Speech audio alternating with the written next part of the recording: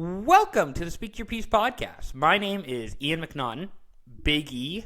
Thank you very much for joining us. It's another solo pod featuring me, myself, and I. Caslow is down here somewhere. He's just out of frame. We got a great show for you today. We're recording on Thursday, January 8th. It's right now 20 minutes after noon Pacific is when I'm recording. So, a great pod coming up. Got to get one in right before the weekend. We got a busy weekend in sports, so can't wait for that. Coming up on the show today, we're going to be discussing football. College football playoffs, semifinal round starts tonight, goes tomorrow.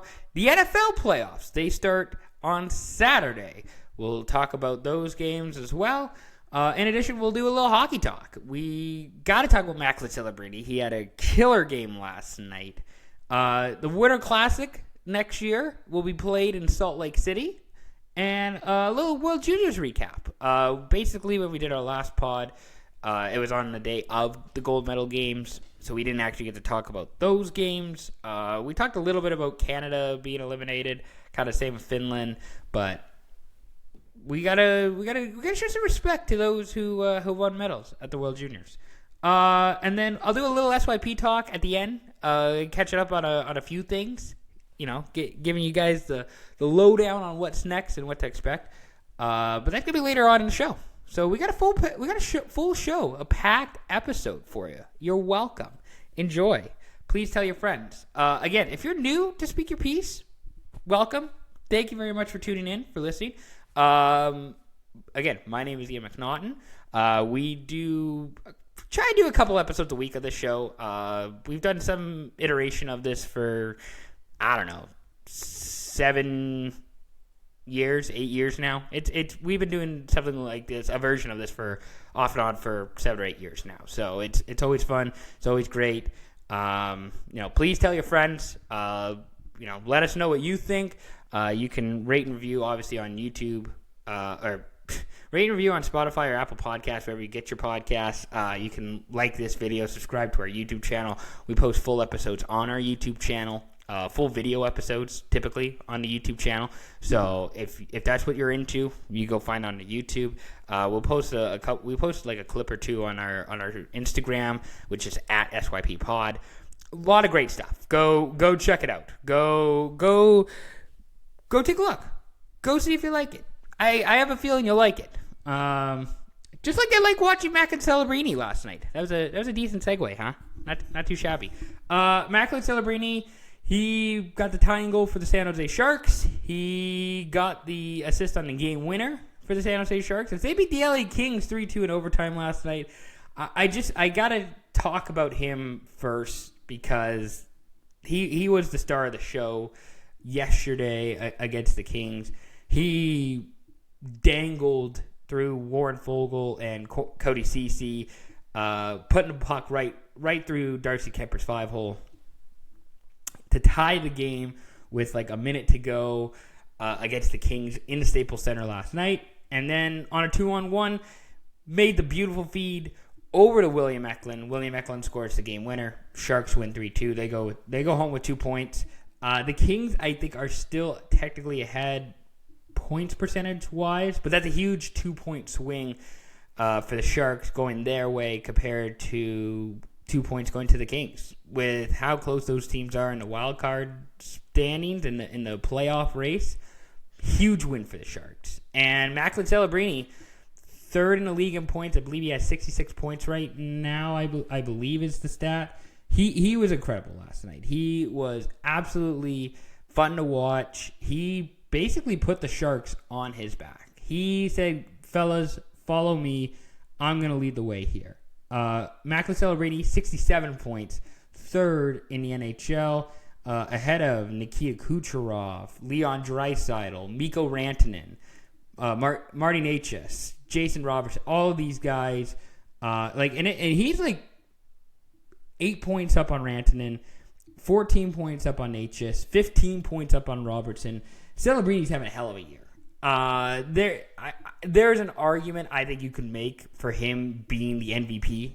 Like I'm being so serious. I'm a guy who typically will lean on Connor McDavid or Nate McKinnon being the MVP. Like the very best players, the elite of the elite, the 101s, those guys should be your MVP every year. They are the most valuable guys. But with what Macklin is doing right now in San Jose, third in the league in points. He is, I'm going to pull up goals here just to double check because I don't want to get that wrong. He's got 24 goals. He's tied for 6. He is tied with Wyatt Johnston, Kirill Kaprizov, and Sidney Crosby for goals. Like, he's doing phenomenal things. And the Sharks, I believe, if the season ends today, are in the last wild card spot in the West. First wild card spot. The Kings have the second wild card spot, but the Kings have a points percentage of 100th. But like the Kings have a 548 points percentage. The Sharks have a 547. So the Sharkies are being carried by Macklin Celebrini, this 20-year-old kid from West Van or North Van. I always can't remember because they always play like they played in one. He's born in North Van, and I think he played in West Van for a hot minute. I think he's also a North Shore Winter Club kid, which I don't like that. I might actually take everything I just said back because I believe he is a North Shore Winter Club kid. Let me just double check. Yeah, he played 2 games for North Shore Winter Club in 2017-2018. I might just take everything I said back about Macklin Celebrini because North Shore Winter Club kids can eat shit. If you don't know, the North Shore Winter Club is a hockey club based in North Van, West Van, wherever. And every time I interacted with one of those kids were pretentious pieces of you-know-what. Same with Hollyburn. I think I've said this before. If I see a Hollyburn kid, a North Shore Winter Club kid, or a Sunshine Coast kid, those 3 minor hockey associations, you guys can eat shit. You guys were assholes when we played. And the Hollyburn kids, I get it because they're part of the country club. They're the elitists. They think they're hot shit. They don't have to wear masks during COVID. That's the Hollyburn mentality. So I always expect it from them. North Shore Winter Club is like a step down because it's not like that elite of a club, even though I think a lot of good players have come out of North Shore Winter Club. But those kids are pretentious kids. And then Sunshine Coast, I don't know why the Sunshine Coast kids were such assholes.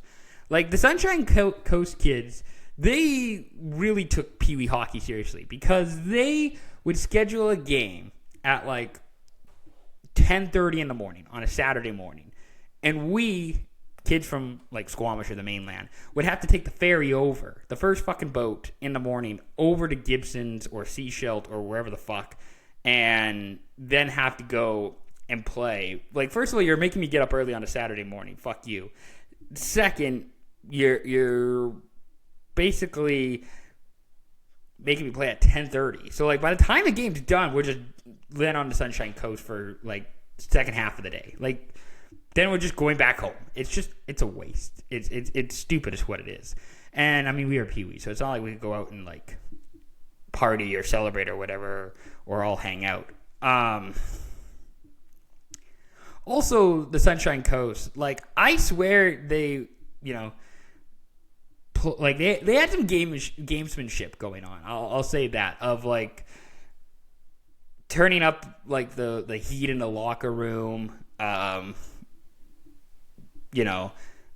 They were so fucking physical too. Like by the time the third period rolled around, it was like, fuck, I hate these guys. I want to go. I don't want to be here.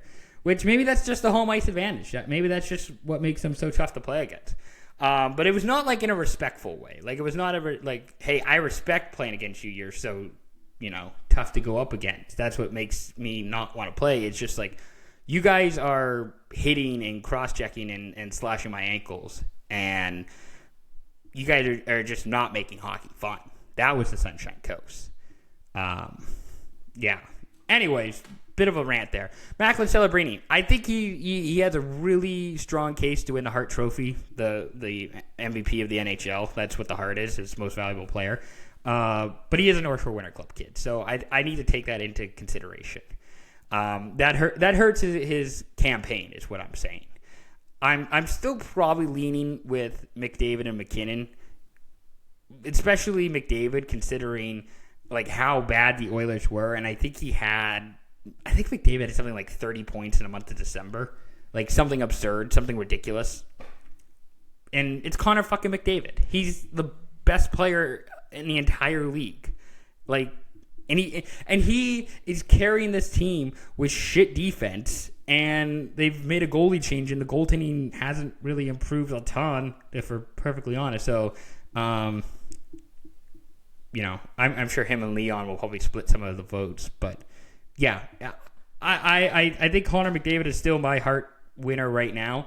But you have to give Macklin Celebrini some love. You have to give him some love and recognition, because I mean, if last night I think was a real clinic and a real showcase for how well he's been playing this year. And if you haven't been watching the Sharks, I don't totally blame you, because the Sharks are not the most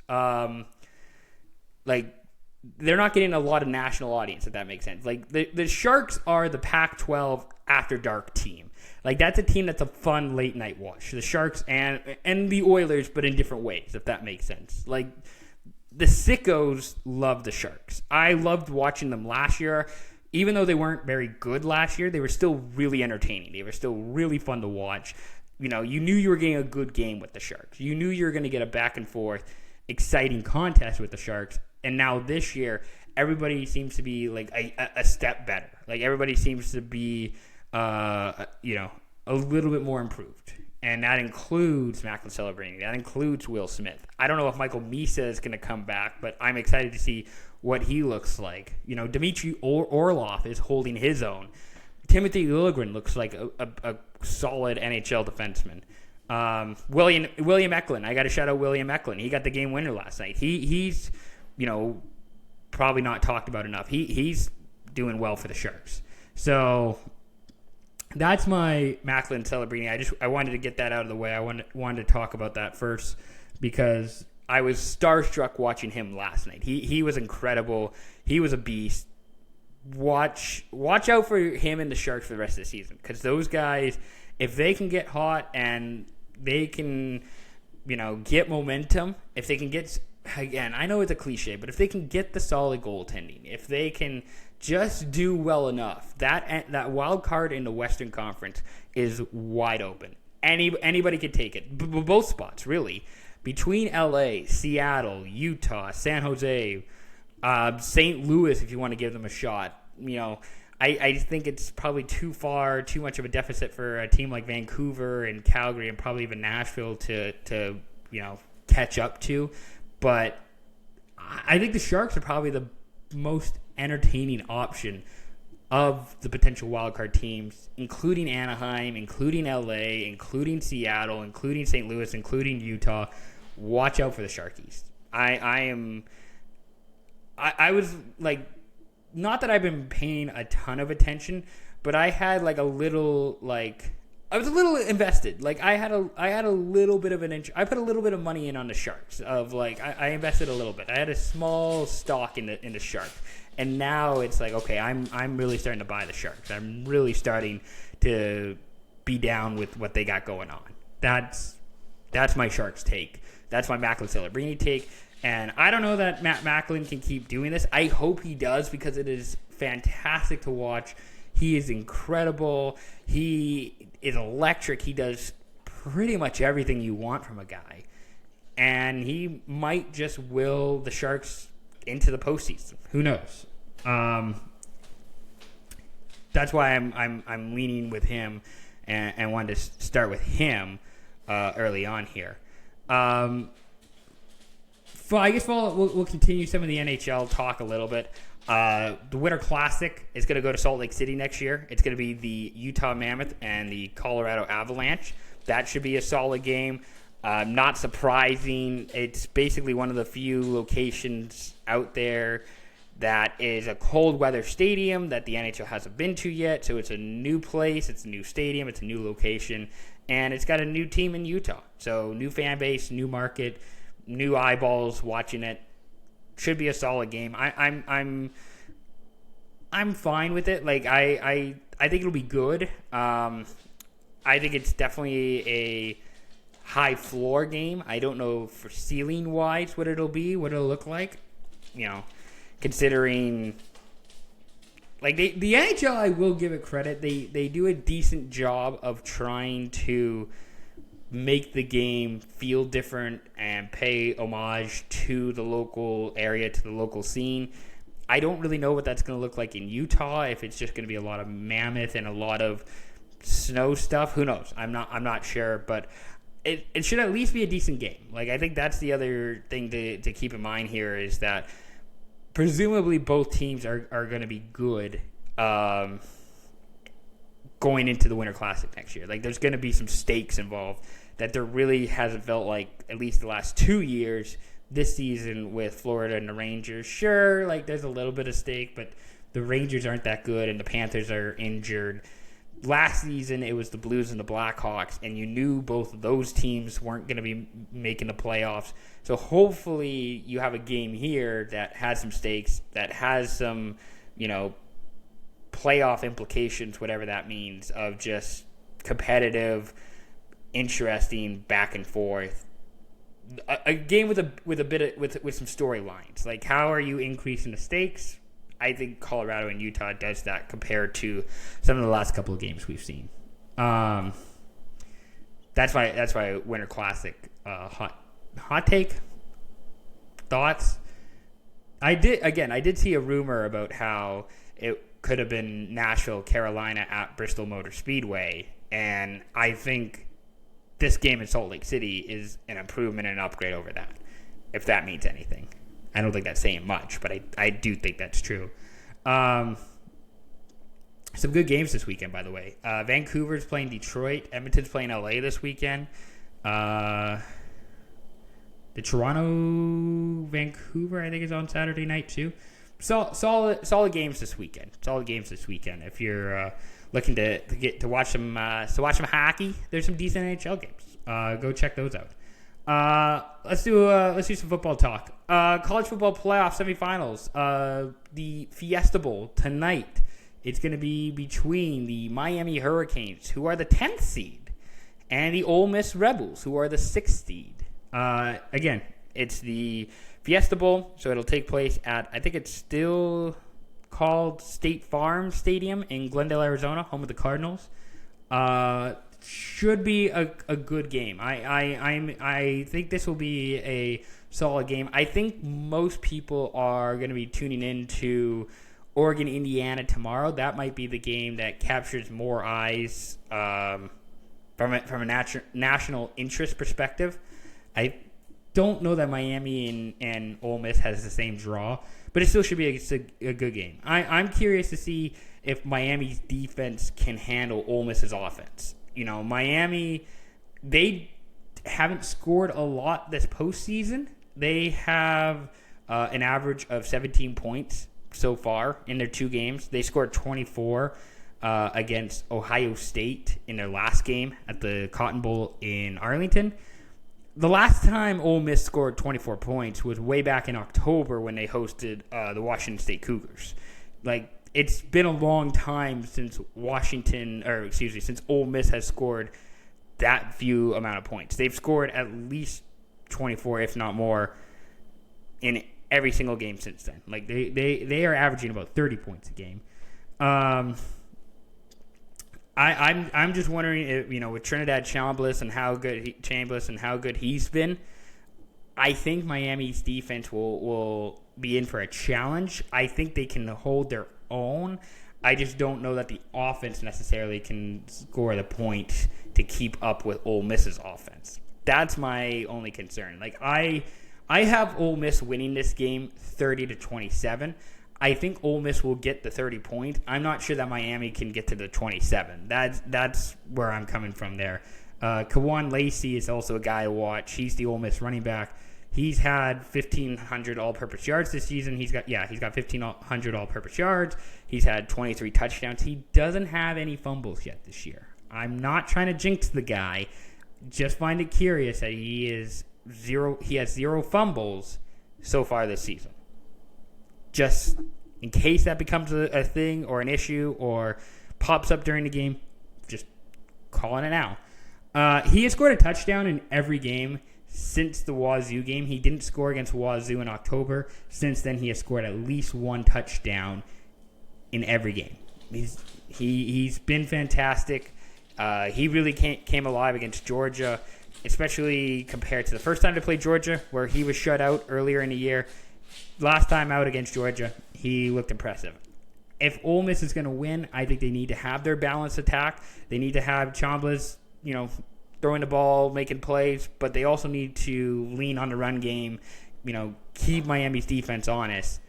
And that's why I think Ole Miss is going to win. I think Ole Miss is the better team. They have surprised some people. They have been better in this, playoff than I think people expected, and I think they're going to keep going. So I got Ole Miss going to the final. It's the first Fiesta Bowl for Miami since 2003. That was the national championship game. I believe they lost to Ohio State. It's the first Fiesta Bowl appearance for Ole Miss, and it's the furthest west that each team has played this year. So a bit of a road trip for both teams. And Lane Kiffin, his bonus will rise to $750,000 if Ole Miss wins, and that's being paid out by LSU. So I would love to be paid for something that I'm not doing, but who knows? Maybe one day that'll happen. Yeah, so I have Ole Miss winning 30-27 over Miami. I'm again. It's a combo of can Miami's defense hold their own against Ole Miss's offense, and can Miami's offense with Carson Beck score enough points to stay in the game? I'm curious to see. I think Ole Miss has the leverage in this game.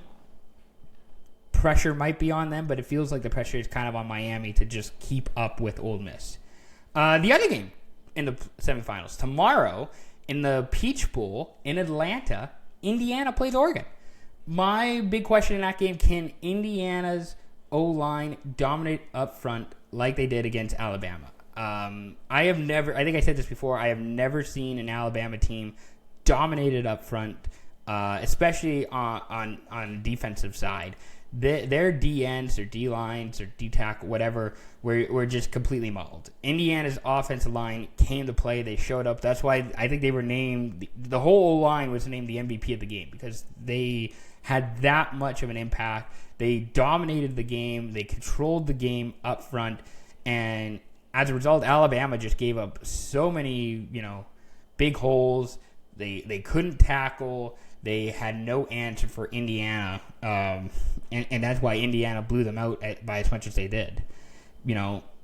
I think Oregon will do a little bit better. I think Dan Lanning, how he is as a coach, who he is as a coach, will make sure that doesn't happen. He will have his guys ready. He will have his guys prepare. So I don't expect Indiana to have the same success running the football or just, again, straight up winning the line of scrimmages easily as they did against Alabama. I think Oregon will make it a bit more of a priority and make it a bit more of a challenge for Indiana to do the things they want to do.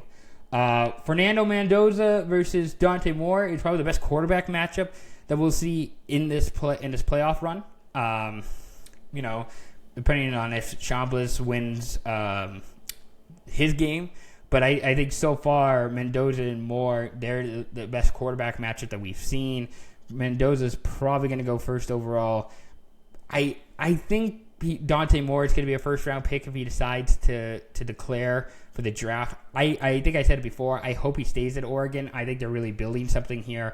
I don't think another year at Oregon it's going to hurt him. They have the resources to build out the rest of their roster. They have solid weapons. They have some, guys that they can keep building, not only to make Dante a better quarterback next year, but to go win another championship again. Like, there's a chance Oregon can go back-to-back if, all the things line up, if they keep their guys, they improve their team.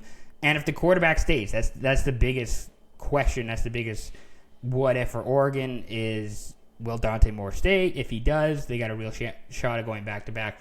If he doesn't, then they're going to just go and find somebody in the portal. But otherwise, this is going to be a really fun quarterback matchup. I think if you haven't watched much or any college football this year, watch this game just for the quarterbacks alone. Like, these guys are the best quarterbacks in college football right now, and you will want to see how well they do. You will want to tune in to watch them.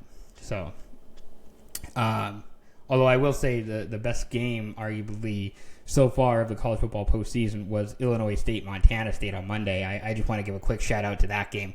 That game was incredible. That game was chaotic. Degenerates like me loved it.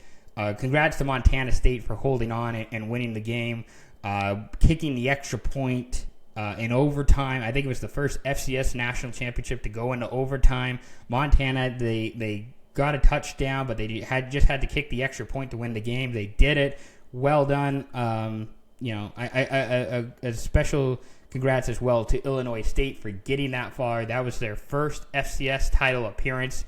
God, so close. They almost pulled off the Cinderella run. They didn't. Montana State did. Congrats again to Montana State. The people in Bozeman are gonna be stoked. So congrats to Montana State. But I just wanted to give a quick shout out there.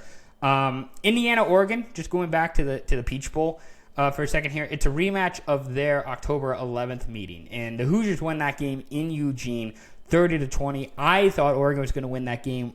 Indiana kind of dominated.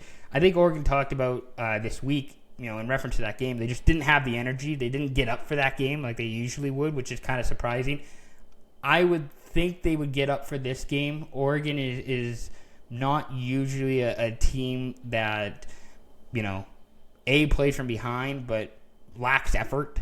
These guys are usually on the ball. They usually bring their best stuff. And I would think Dan Lanning would preach that to these guys of you can't play from behind. You have to match their intensity. You have to match their energy. And I would think Oregon, shows that in this game. So, again, quick shout out, Roman Hemby and Kalon Black. Those are the running backs for Indiana. Again, against Alabama, they had the O-line to create the holes for them. And as a two-headed monster, great running back duo. I'm curious to see if they can do what they did against Alabama against Oregon. But I wanted to shout those guys out because those guys deserve a little bit of love too. My prediction, I have Indiana winning. I think Indiana it has the better quarterback, I think, right now. I think they have the better coach. All this momentum is going Indiana's way. I'm jumping on the bandwagon. I'm jumping on the Hoosier bandwagon. I got them winning 27-21. I think it's a lower scoring game, although I wouldn't be surprised if this game gets up into the 30s. It has the potential to do so. I wouldn't doubt that this becomes a shootout. I just have more confidence, though, that this is a bit more of a low-scoring game, a bit more of a slugfest than we might think. Indiana is 0-2 all-time in the Peach Bowl. This is their third appearance. They lost in 87 and 1990. This is Oregon's first Peach Bowl appearance. I will also say this is Oregon's first game at Mercedes-Benz Stadium in Atlanta since 2022, when they lost to Georgia in the first week of the season, like 48-3. They got crushed by Georgia. This is their first time back to the Mercedes-Benz Stadium since then. I'm really curious to see what that impact has. Oregon, again, they traveled to Miami last week. They're traveling to Atlanta this week. If Oregon wins again, they're traveling back to Miami. They're racking up the air miles. The Duckies are racking up the air miles. So we'll see. So right now, I got Indiana playing Ole Miss for the national title Monday, January 19th at Hard Rock Stadium in Miami. We'll see. It should be a great, Peach Bowl. Should be a great Fiesta Bowl. Great semifinals. I'm going to tune in and watch. I suggest you do too. It should be some great games. Let's discuss some NFL playoffs. If you didn't already, by the way, I dropped a new article on my Substack earlier today, ranking NHL coaching and GM vacancies by tiers. Go take a look. You can find that link on my Instagram story. You can find that link in the description below too. Go check it out. Please subscribe. Any support is greatly appreciated. It's Super Wild Card Weekend, although the NFL dropped the Super, so now it's Wild Card Weekend. But I'm still calling it Super Wild Card Weekend because I think that's fun. I think that's cool. It's a reference to SpongeBob, but that's mostly why I do it. That's not why they did it. That's why I do it.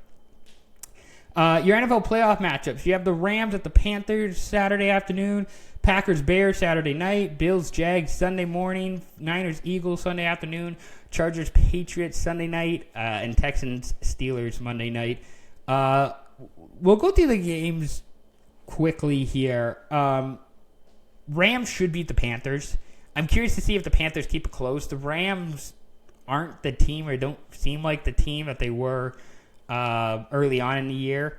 I'm curious to see if they play down to their competition once again, and that includes going to Charlotte and losing to the Panthers, or at least making it closer than it should be. Like, the Rams are still a really good team. Like, the Rams are better than the 5th seed. It's just how the NFL does their playoffs and puts division winners first. But I think the Rams should go into Carolina. They should beat the Panthers. The Panthers game against Seattle, I'll admit I haven't watched a lot of the Panthers this year. From what I've seen, they're very okay. They're middle of the pack. They kind of look like a team with a losing record. So the Rams should go in there and crush them. I'm just curious to see if they play down to their competition. We'll see. I'm not sure, and I don't know what the weather's like. Charlotte's a weird one in that the weather might be a little wonky, a little funky. I wonder if that will impact the Rams at all, but I don't know what the weather looks like. Packers-Bears, Saturday night. That game is going to be on Amazon Prime in the States, so if you're in the States, I'm sorry. That sucks. Again, it's the third meeting between these teams. They've each won a game. You know, I don't even know who I'm rooting for. Like, I have friends who will kill me if I don't root for their team. I know people who are, love the Packers or rooting for the Packers, who love the Bears and rooting for the Bears. I have a really tough time finding a bandwagon or a rooting interest, because if I choose one, I'm going to get in trouble. So I might just watch as a neutral fan. I just need like the Rob Lowe, like, NFL shield hat. That's what I need for this game. In terms of a winner, I'm leaning towards the Bears. I am leaning towards Caleb Williams and Ben Johnson and betting on those guys. I think those guys have shown that they are capable, they're talented, they know what they're doing, ?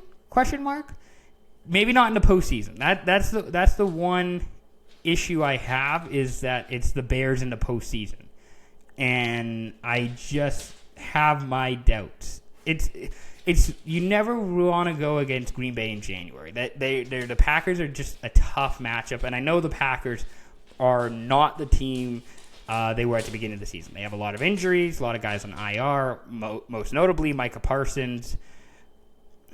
I'm still thinking it's the Bears' game to lose, to be honest. They're at home.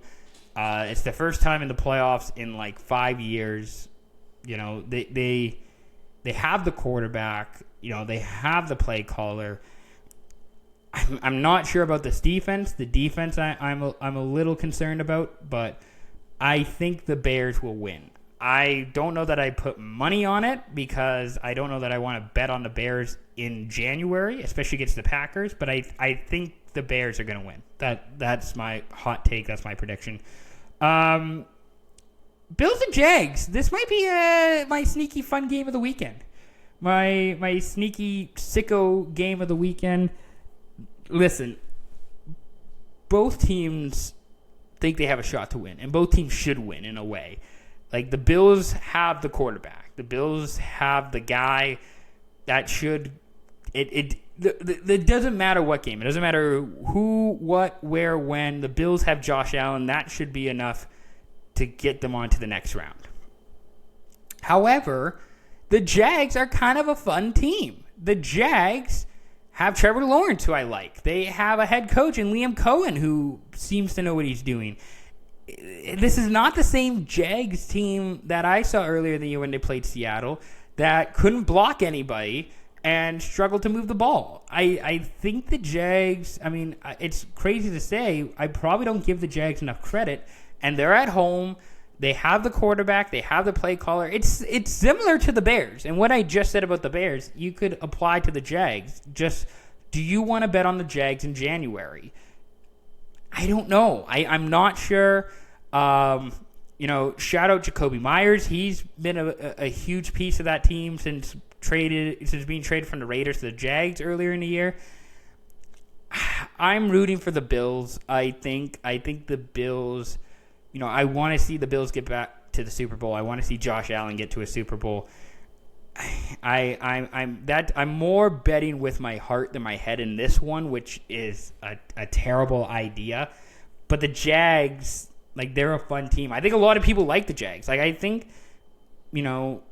people in football, they like how fun the Jags have been. They like the entertainment aspect of it.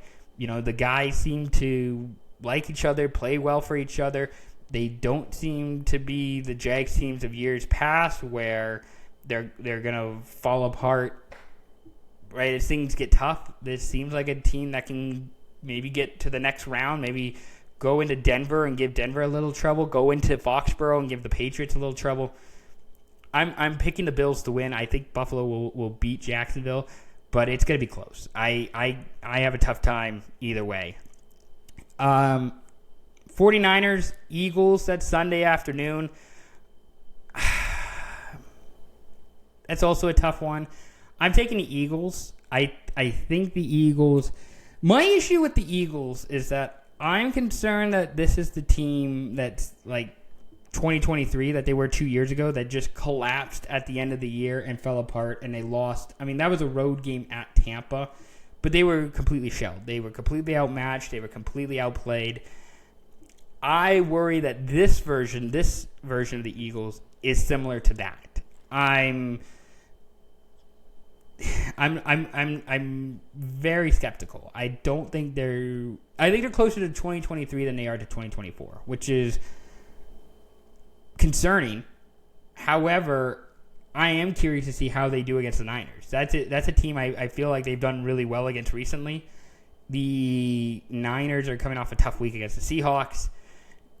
The Niners aren't entirely healthy, but maybe the Niners just need to not play the Seahawks, and they'll be fine, and they'll be A-okay. That's kind of what I'm thinking is going to happen. The Niners have a get-right game, which is the Eagles in Philadelphia. Every game's a get-right game because it's a playoff game. You have to win in order to keep your season alive. But you're not playing Seattle. You don't have that, that pressure.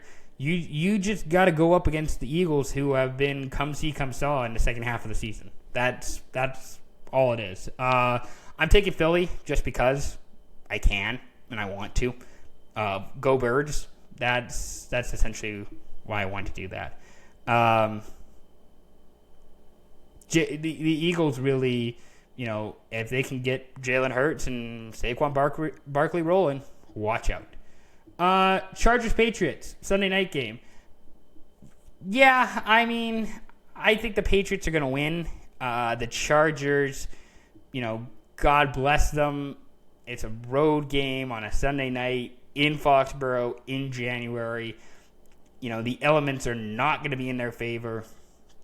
And it feels like a Chargers-Patriots game of the past, where as good as the Chargers are and as good as they might be, they're just not as good as New England. They're just not on the same level right now. And that's unfortunate because I like the Chargers and I want them to do well. But I just don't see them on the same level as the Patriots. I think the Patriots are really rolling right now. I think they are a tough out for anybody. And, maybe the Chargers go in there and upset them. That would be cool. That would be fun. But I'm leaning towards New England. I think the Pats pull it off and get it done at home. They take care of business. Monday Night Football, Texans, Steelers. Houston should win. Houston's the better team. They have the better quarterback right now. They have the better defense. Those two things alone, I think the Texans go into Pittsburgh and I don't want to say mop the floor with them, because it is Pittsburgh in the playoffs at home, and it's a Monday night game, so you should have a little bit more energy. But the Texans should win this game. The Texans should move on. The Texans are I think, the best team in terms of, like, EPA per play. Like, the Texans are insane. If the Texans can get a decent enough play from their O-line, the defense kicks ass, CJ Stroud kicks ass, the offensive line can be a nightmare. If the Texans can get average to above average play from their offensive line, watch out, they could be a Super Bowl team. Not even joking. I think that highly of them. But we'll see. Who knows? Lots to play for here coming up. That's your NFL Super Wildcard Weekend. And again, if you haven't checked it out already, go check out my Substack. You can do it. There's a link below on the podcast or on the YouTube. Yeah, there you go. World Junior recap. Congratulations, Sweden. The Swedes got their first gold medal at the World Junior since 2012. Czechia took home silver. Congrats to Czechia. Canada took home bronze. They beat Finland in the bronze medal game. Finland, no medal. Thanks for coming. I'll be honest, I did not get to see the World Juniors games, so I can't speak on them, but I just know Sweden won. Czechia got silver. Canada got bronze. I think it was a solid tournament. I think it was fine from a watching perspective. The tournament next year is going to be in Edmonton and Red Deer. That might help with some of the attendance issues. Part of it, I think, it's a cost thing for some people. Like, I think if you're just buying straight up, like, you know, tickets from whoever, it's not the cheapest thing to go to. I know when we went, like, I don't know, 5-6 years ago to Vancouver, we just bought, you know, secondhand tickets and, you know, for $20 and did that. I think some tickets maybe went for $25, which isn't bad. But I do think there is a cost thing to if you want to go game after game after game. And I do think there is a thing about Canadians not wanting to go down to the States right now.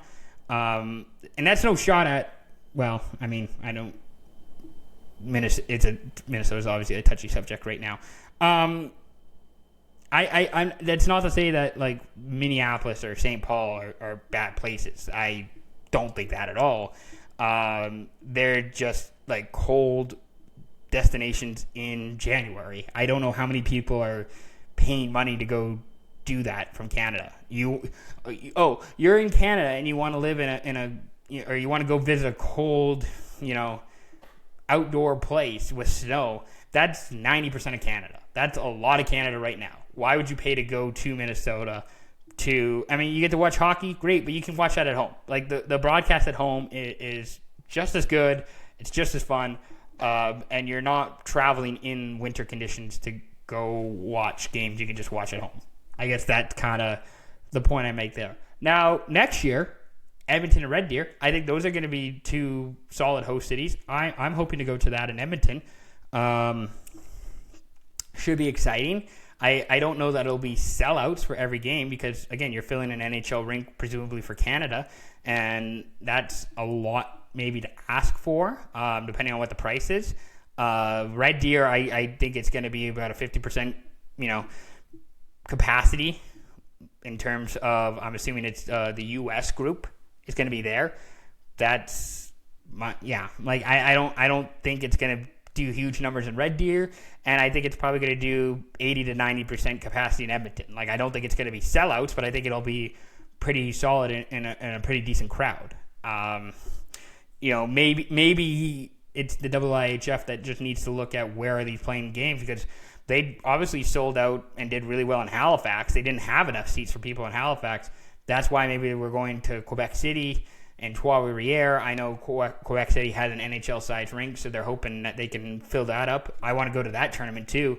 But you see that when they go to Europe, of like, hey, we're playing at smaller venues because, you know, A, it's not as much interest, but also we have a better chance of getting that, you know, sellout. So there's your World Junior stock. Again, Edmonton, Red Deer. Hope to be there. Hope to do more stuff there next year. Do some content. Anything else? Oh, I wanted to mention, I should have done this during the college football talk, but I didn't. If you haven't paid attention or you haven't seen the Lamont Williams situation with the University of Washington, I think just speaks to NIL and where college football is right now. So if you don't know, last Friday, Jan 2nd, Lamont Williams, quarterback at the University of Washington, announced on his socials, announced publicly, hey, I'm going to be a Washington Husky next year. I've signed my contract. And everybody's like, cool, sounds great, champ, good luck, rooting for you. Everybody seemed to be in a pretty good mood.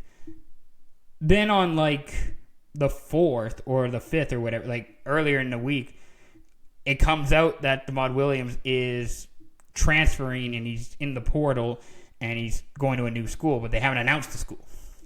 And the University of Washington's like, hey, fuck you. We want our money and we want compensation, but we're not posting you in the portal because you signed this contract. So I don't entirely know how it all works because I'm not there and I'm not in it. And it all just seems ludicrous and absurd. And this is what happens when you don't have guardrails. But I feel bad for the school because there's no repercussions. They get their compensation back, but the quarterback is arguably more valuable than the money at this point because you need a quarterback and you need a good quarterback. And not only is he a good quarterback, he was a good quarterback last year for Washington, they would love to have a returning guy who knows the system, who was there, he knows the coaching staff, he knows the players, he's already built these connections. And now he's like, fuck you, I'm going to go make millions somewhere else. Presumably at LSU with Lane Kiffin, because that's how Lane Kiffin works. So, I don't know. I think we really need to do something about NIL. We really need to do something about the transfer portal. It's not going to be done by the NCAA because they were not the people to they weren't the people that opened it up. They were forced to because of a court ruling. So it's now got to be either up to the NCAA to get it done, which they won't because we're the NCAA. We too much work. Either the conferences have to do it, the Big Ten and the SEC, to which then they're going to be either leaving the NCAA and forming their own organization, whatever you want to call it, their own parent company, which could happen. Or we're going to have another court ruling at some point. And that's where I think this is going to come down to, is the courts are going to have to get involved and just make a decision. I don't know right now in the United States under this Supreme Court and this administration how much of that is a priority, how much of that is going to get solved. Especially because everyone loves the positives of NIL and the transfer portal. The positives of we get our guy, we get to pay for a guy. There's no I guess now there's a cap, but it's essentially free agency every year. Guys get to move all the time. It works out for the teams because they usually get better players. Nobody seems to want to face the repercussions or deal with the consequences like where this quarterback, Lamont Williams for Washington, just all of a sudden, one day he's like, hey, I'm signed, yay, I'm back. And then the next it's like, actually, bye, peace. I got paid millions more to go play somewhere else. There's just no consequences for your actions if they're for players or teams. That's the issue, and I think that's why we haven't seen anything happening. But at some point, you need to have rules. At some point, you need to have guardrails, and until then, it just is what it is. We're just going to keep doing this. We're just going to keep doing this, and not just in football. Not just in football. This is going to be happening in all the sports, like college basketball, like hockey, softball, volleyball, you name it. All of these NCAA sports, all this is going to keep happening until somebody changes it, until somebody fixes it. And it's not on the NCAA to fix it because it's too much work. That would require too much effort. So somebody else is going to have to do it, and I feel like it's going to come down in a court ruling. I appreciate you listening to me rant about this, but it's just something that isn't going to happen unless there is either a majority ruling on this. If the SEC and the Big Ten, who are the major conferences, decide, hey, we want to do this and we want to create our own organization with these rules, then you might see schools jump ship. I don't know. I genuinely don't know. I'm curious to see where this all heads. I believe there's another instance of this between a Wisconsin player getting recruited by the University of Miami, Florida. That required, I believe, a lawsuit. I don't know what the final decision was on that, but there you go. There's your NIL talk, your college football transfer portal discussion. I genuinely don't know what's going to happen, but it's just a wild place where college hockey, college basketball, college football, all these NCAA sports. It's a crazy world that we live in, and there just are no consequences for your actions. You're empowered to do these things. You're empowered to go play wherever the most money is. And for better or for worse, cool, great. Otherwise, you lose some of that, fun, some of that interest of why college football is special. But again, college football had it good for so long of not paying players. Now we're overcorrecting and we're going to the opposite side where all the guys are free to leave whenever they want and go join whatever team and go make millions of dollars somewhere else for who knows how long this is going to happen until somebody makes a change or until somebody does something different. So anyways, I just wanted to mention that and share that. SYP wise, we'll have episodes I'm sure coming out next week. We might be on a little bit of a hiatus, maybe. We might take a little bit of a pause just because I got stuff going on in my world that I need to get settled before I can keep doing this consistently. I should mention, and I might post this on a video, post this on Instagram and YouTube. If you took part in the season, the Bowl Challenge or our World Junior Challenge, I'm sorry I didn't put anybody's names. I didn't get anybody's names. I just got answers. I got no names. I got no correlation between who put what answer. So I think what I'm just going to do is just give SYP hoodies away for free. You can claim one, however many. I'll put a forum post up for that at some point. But yeah, I'm totally sorry. I botched that. It didn't go well. If you want an SYP hoodie, just reach out. Let me know. Reach out. We have an email. You can find that below, and you can find the Instagram with the link to email. Just reach out, however, and we'll get you a hoodie. That's totally fine. So I'm sorry that I butchered the season of bowls and World Junior Challenge. But if you want a free hoodie, we got a free hoodie for you. While supplies last, obviously. So yeah, there you go. I just thought I'd mention that and share that with you. I don't think I got any questions on this episode, which is all right. Not the end of the world. We are going fairly long here anyways. Yeah, so we might just wrap that up. Just get other stuff going on too. Get this out a little earlier for you guys. So thank you very much for listening. This has been the Speak Your Piece podcast for Thursday, January 8th. Again, thank you very much for listening. If you listen on Spotify or Apple Podcasts, please rate, review.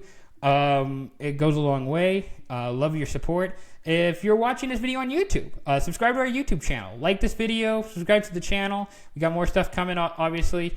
If you aren't already, please follow us on Instagram. It's at SYPPOD, SYP Pod, all one word, all lowercase, easy for you to find. And we'll be back again soon. So thank you very much for listening. Thank you very much for joining us. We'll be back soon, probably earlier next week. We'll see. I'll keep you guys posted. And until then, peace out.